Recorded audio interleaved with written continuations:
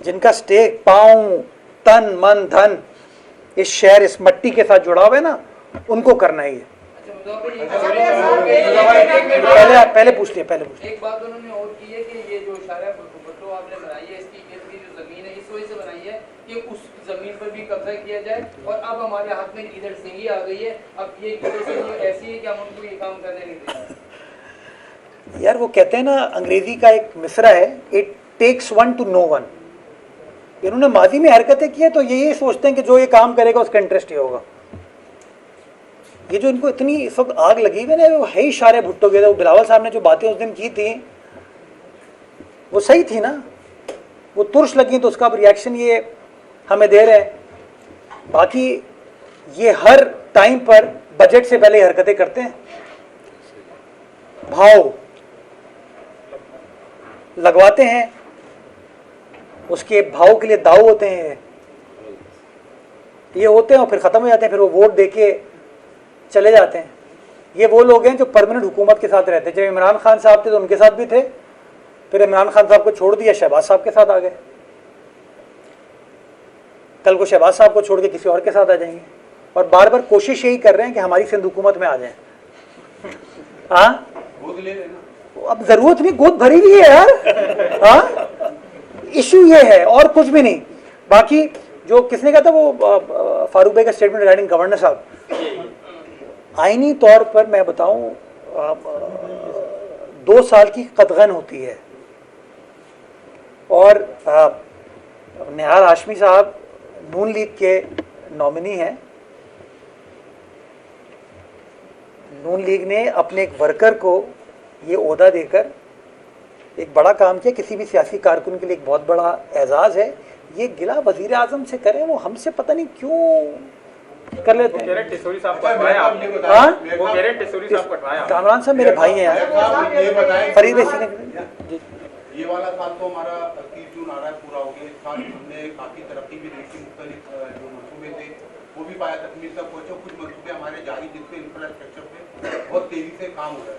तो 30 जून को ये साल पूरा हो रहा है, तो इस साल तो आपने हमें काफ़ी खुशखबरियाँ दी थी, काफ़ी काम भी करा दिया। अगले साल के लिए कराची के लिए क्या तोहफे लेके आ रहे हैं? मैंने जो फरीद साहब इस साल के इब्तिदा में कहा था ना 68 अरब रुपए साल खर्च करूँगा, वो टारगेट मेरा 31 दिसंबर तक का है।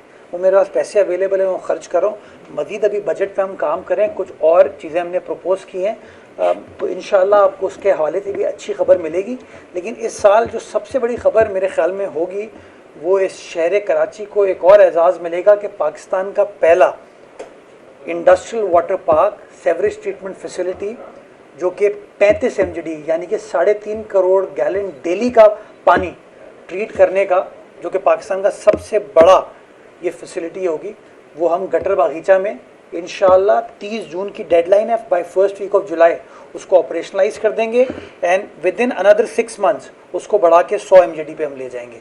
ये सबसे बड़ा मैं समझता हूँ एक आने वाली नस्लों के लिए बड़ा काम हम करके जा रहे हैं। बाकी इंफ्रास्ट्रक्चर है, पार्क्स है, और चीज़ों के ऊपर बहुत सारा और काम हो रहा है। K4 ऑगमेंटेशन की जो प्रोक्योरमेंट है वो भी इस साल इंशाअल्लाह आपको ख़त्म होकर ग्राउंड पे काम होता हुआ आपको इस हवाले से नज़र आएगा। अच्छा मेयर साहब, हमने देखा कि आपकी जो कराची से मुखलिसी है, कराची के हवाले से जो काम है, चाहे रात 3 बजे हों, चाहे सुबह के 4 बजे हों या शाम 4 बजे, आपने इसको हर जगह पर मुताबिक देखा, सॉलिड वेस्ट का मामला हो, पानी का मामला हो, सड़कों का मामला हो। लेकिन एक जो पाकिस्तान पीपल्स पार्टी के हवाले से नेगेटिविटी है वो सिस्टम की। सॉलिड वेस्ट में भी अपनी आवाज़ें पहुँचती हैं। कोई रहमतुल्लाह शेख साहब रिटायर्ड हो गए, वो चलाते थे, कोई साबिर शाह है। तो ऐसी सूरत हाल में उस चीज़ को आप डिनाई करते हैं कि ऐसा कुछ सॉलिड वेस्ट में है या नहीं है, अगर है तो उससे किस तरह आप कंट्रोल करते हैं, कैसी चीज़ें होती हैं, ये तमाम तर चीज़ें हैं। उसके साथ साथ एक और चीज़ थी कि कराची में मुख्तलिफ जो प्रोजेक्ट्स हैं उसमें ताख़िर के बायस भी पाकिस्तान पीपल्स पार्टी को कड़ी तनकीद का सामना करना पड़ता है। और एक जुमला भी मैं और डिस्कस कर रहे थे, आपने कहा कि कराची को माजी में ह्यूस्टन, लंदन, फलां जगह से चलाया जाता था जो नाकाम हुआ, और फिर कोई चलाने की कोशिश करेगा तो नाकाम होगा। तो क्या आपका इशारा कुछ चीज़ों को ऑन करने का है लंदन की या तालसे के हवाले से?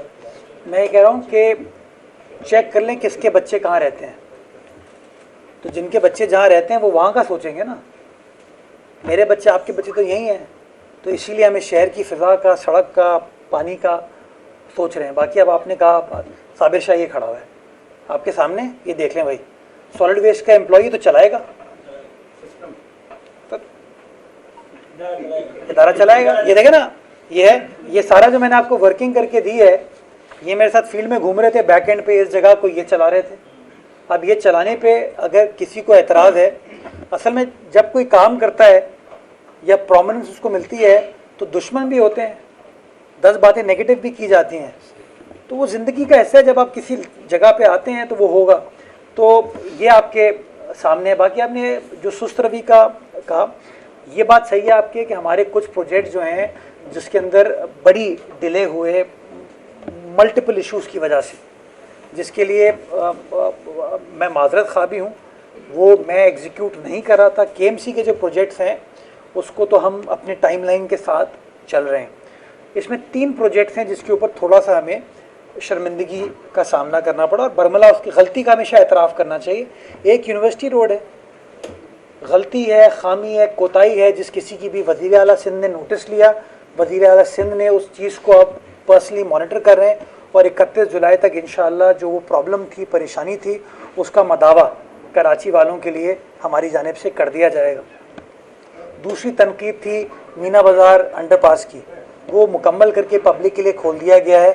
तीसरी तनकीद हो रही थी मुनव्वर चौरंगी अंडरपास जो कि गुलिस्तान जौहर है, वो भी हमारा टारगेट है कि इंशाअल्लाह उसके जो पैसों की इशू था वो रिजॉल्व हमने कर दिया है। वज़ीर आला सिंध ने बड़ी मेहरबानी की, पैसे डिसबर्स कर दिए हैं। 30 जून हमारा टारगेट है कि मुनव्वर चौरंगी अंडरपास को भी हम ऑपरेशनलाइज कर देंगे। तो हाँ, माजी के अंदर ये इस तरह की प्रॉब्लम ज़रूर है, लेकिन अभी हम कोशिश ये करें कि वो काम स्टार्ट करें जिसको हम डेफिनेटिव टाइमलाइन के साथ मुकम्मल कर सकें, ताकि जो लोगों की खिदमत करनी है वो खिदमत हो सके, उनके लिए अजियत ना बने। जी सलमान, ये बताइएगा कि ये जो सूरत हाल, आप जो पॉलिटिकल तर्जुमान भी हैं चेयरमैन पीपल्स पार्टी के, तो आपको नहीं लगता कि जो 28वीं तरमीम की जो बाज़गश इस्लामाबाद में शुरू हुई है, ये तमाम तर कड़ियाँ उससे जाके मिलती हैं, पॉलिटिकल पार्टीज़ का पीपल्स पार्टी पर हमला आवर होना, और ये सारा चूँकि 26वीं और 27वीं यानी तरमीम में आपका बड़ा कलीदी किरदार है। 28वीं का आपने बरमला इजहार किया कि अब तक आपको मालूम नहीं है, बाज़गश इस्लामाबाद में हो रही है। ये सारा प्रेशर टैक्टिक्स होते हैं 28वीं तरमीम को पीपल्स पार्टी को अपने साथ शामिल करने के लिए तो नहीं हो रहा। यार दिला ने कहा कि हमारी 28वीं हमारी है, ये खुद किसी के नहीं है। खाली साहब ने उनको एक ऑप्शन दिया हाँ, है, अगर वफाक आपको एक ऑप्शन दे 140 है या कामरेड टिकोली, तो आप क्या लेंगे? अगर फारूक भाई ने जवाब दिया तो फिर आप समझ सकते हैं कि क्या जवाब दिया। अच्छा, मैं आपको बताऊँ ऑन अ लाइटर नोट, मैं 26वीं तरमीम में इन्वॉल्व था। आप यकीन जाने ऐसे मफरूज़ों पे बात होती है। मैं इस्लामाबाद में मौजूद था, ड्राफ्ट मेरे पास था, मैं काम कर रहा था और कुछ और लोग काम कर रहे थे। मेरे सामने लोग बैठे, ड्राफ्ट फाइनल हो गया है, कल सुबह पास हो जाएगा, पर ड्राफ्ट में ये भी है, ये भी है, ये भी है, ये भी है, बात करते थे। तो मैं खामोशी थी उनके सामने, राइट। वो 1 महीने बाद उनको अंदाज़ा हुआ कि यार ये क्यों बैठा हुआ था यहाँ पे, हाँ, और हम इसके सामने बड़ी बड़ी छोड़ियाँ मार रहे थे, इसको तो सब पता था, राइट। मैं तो मामूली सा सियासी कारकुन हूँ। चेयरमैन पीपल्स पार्टी खुद ये स्टेटमेंट दे चुके हैं कि 28वीं तरमीम पीपल्स पार्टी के साथ डिस्कस ही नहीं की गई, और गालिबन वफाकी हुकूमत के चंद वज़रा ने इंक्लूडिंग देयर तर्जुमान एंड फेडरल लॉ मिनिस्टर ने भी ये कहा है इस तरह की कोई चीज़ ज़ेरे गौर नहीं है। गालिबन 5 तारीख को सदर मुमलिकत ने असम्बली का, कौमी असम्बली का इजलास भी तलब कर लिया है, जिसके अंदर गालिबन बजट प्रेजेंट किया जा रहा है। तो जब बजट सेशन होता है तो कोई और चीज़ वैसे भी कंसिडर नहीं की जाती। तो अगेन, अगर इस तरह की कोई चीज़ होगी तो उसको छुपाने का तो कोई फ़ायदा नहीं है। जैसी कोई कॉन्फर्मेशन है, कोई इंगेजमेंट होती है, डिलिब्रेशन होती है, आपको बताया जाएगा। लास्ट टाइम भी अगर आप याद करें, जब 27वीं तरमीम पर काम किया गया था तो पीपल्स पार्टी की सीसी का इजलास आया था। उस इजलास के अंदर जो फेडरल गवर्नमेंट का ड्राफ्ट था उसके अंदर गालिबन कोई 20-21 पॉइंट्स थे, लेकिन जो अप्रूवल हुआ, जिसको पास करने के लिए पीपल्स पार्टी ने सपोर्ट किया, वो गालिबन 4 या 5 नुकात थे। तो सियासी जमातों में गुफ्तु शुनीद होती है, लेकिन अभी तो गुफ्तु शुनीद भी नहीं हो रही। तो ये पता नहीं क्यों इस तरह की बात की जा रही है, बट बाहर खैर जब होगी वो तफसीलात आप दोस्तों के साथ शेयर कर लिया जाएगा, क्योंकि ये भी अगेन असेंबली में आएगी तो कागजात सबके सामने होंगे ना। जी काई साहब।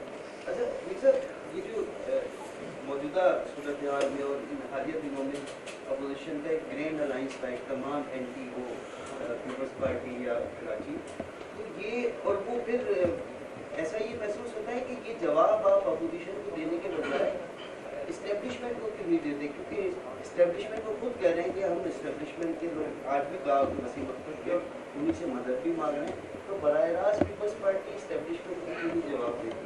Number 1 sir. सेकंड, मैं भूल जाऊँ, बड़ा अच्छा जवाब है मेरे पास इसका। हाँ, ये हर ऑपरेशन से पहले खुद डिमांड करते थे ये लोग, फिर होता क्या था इनके साथ। नेक्स्ट ये कि आप ज़ाहिर सियासी लोग हैं और सियासी लोग ज़ाहिर वो हम जो नहीं सोचते वो आप लोग सोच रहे होते हैं, लेकिन आपकी लगता ये है कि आप उनको बचा रहे हैं, छुपा रहे हैं, उनके नाम न बता के उनके करप्शन में मुलविस में लोगों का नाम, जैसे मैंने पहले भी आपसे जिक्र किया था, आपने कहा था मैं इज्जत का एहतराम करता हूँ, लेकिन किस हद तक, कब तक आपकी बता के तब हमें क्यों नहीं मुतमईन करते कि भाई ये लोग थे जो डबल तनख्वाह लेते थे या करप्ट लोग थे, ये चीज़ आनी चाहिए। अच्छा देखिए, मुख्तलिफ नुक्ता नज़र हैं। देखिए मेरे सामने जो चीज़ टेंजिबल है, जो अभी ऑफ द कफ मुझे याद है, देखें ना, अभी आज सुबह प्रेस कॉन्फ्रेंस में कोई दफ्तर जाके कागजात थोड़ी लेके आया। ऑफ द कफ मुझे याद थी कि वसीम अख्तर साहब के ज़माने में अलादीन वाटर पार्क तोड़ा गया ना। ऑफ द कफ मुझे याद थी कि फ़ारूक सत्तार साहब के ज़माने में, गालिबन वो मेयर थे, 92 में शायद ये ज़मीन अलॉट की गई थी KMC के मुलाजमीन के लिए। गालिबन जो मेयर का घर था वो 98 में जो है वो प्राइवेट बिल्डर को एक सेटलमेंट के तहत दे दिया गया था। जो ये गुल प्लाज़ा है, इस गुल प्लाज़ा की अगर आप रिपोर्ट उठा के देखेंगे, उस रिपोर्ट में भी आपको ये नज़र आएगा कि इसकी लीज़ 1982 में ख़त्म हो गई। मरहूम अब्दुल सत्तार अफ़गानी साहब के दौर में 86 में ये फ़ैसला किया गया कि इसको इस अमाउंट पर रिन्यू कर दिया जाएगा, ग़ालिबन 1200 रुपये गज़। I may be slightly wrong, but जो मेरी मेमोरी कहती है। लेकिन उनके दौर में उसको रिन्यू नहीं किया गया। उसको रिन्यू ग़ालिबन किया गया 1991 में, जब फ़ारूक सत्तार साहब कराची के मेयर थे, और उन्हें रिन्यू किया 1982 से, और रेट 1200 नहीं 600 रुपये गज़ के ऊपर रिन्यू किया। यह है मोहसिन कराची। तो जहाँ मुझे जो चीज़ याद है वो मैं आपके सामने बयान कर रहा हूँ। मैं बड़ा क्लियर हूँ, मुझे अपनी खबर में जाना है। मैं लानत भेजता हूँ ये चाइना कटिंग वगैरह पे, गलत है ये।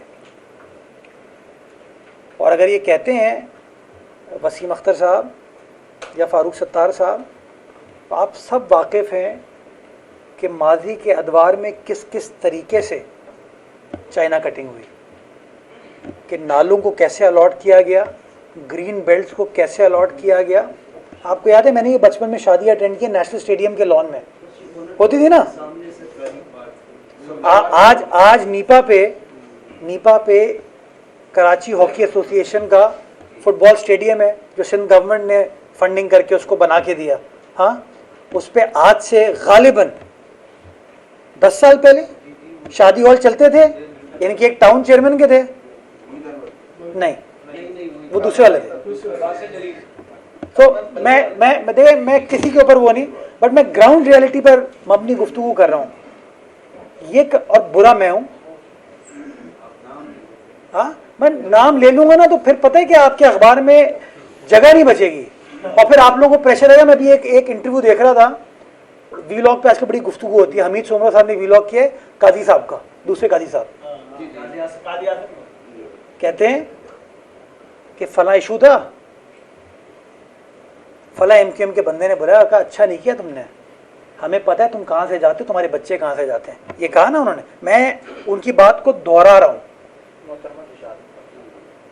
तो ये छोड़ें अब इन्होंने, लेकिन मैं बताऊं, इन्होंने अपने भाई के साथ भी दयानत नहीं की है, उसको भी डिच कर गए। Thank you.